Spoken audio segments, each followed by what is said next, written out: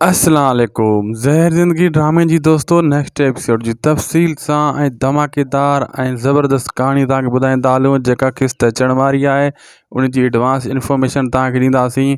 पहिरियां इन वीडियो खे पूरो ॾिसंदा दोस्तों।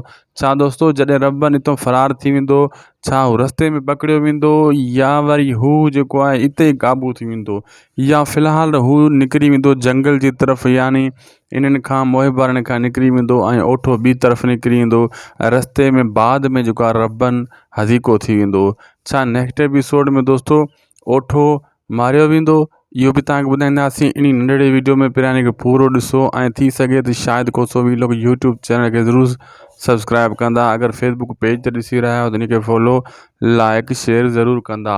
दोस्तों पहिरीं ॻाल्हि तव्हांखे ॿुधाईंदा हलूं, जॾहिं ओठो इन्हनि खे रबन वारनि खे हितां वठी वेंदो त मुहिब वारनि पोयों लॻल हूंदा आहिनि, उन्हनि खे ख़बर हूंदी आहे, हाकिम ख़ान खे बि ख़बर आहे ऐं कमाल ख़ान खे बि।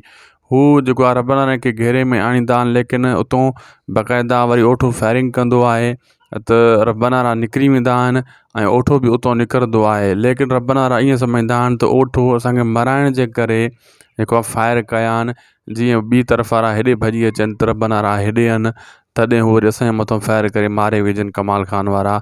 रबन वारनि खे माना ओठो असांखे मराइणु चाहे पियो, रबन ईअं सोचींदो। दोस्तों वक़्ती तौरु मीरा ऐं रबन हितां निकिरी वेंदा जंगल जी तरफ़, यानी हू वक़्ती तौरु ते कामयाबु थी वेंदा। अॻिते हली दोस्तों बाद में पीछो कंदे कंदे मोहिब कमाल ख़ान वारा इहे उते पुॼी वेंदा।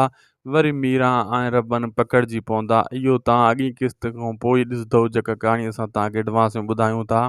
असांखे ॾींदा इजाज़त दोस्तों, ख़ुदा हाफ़िज़।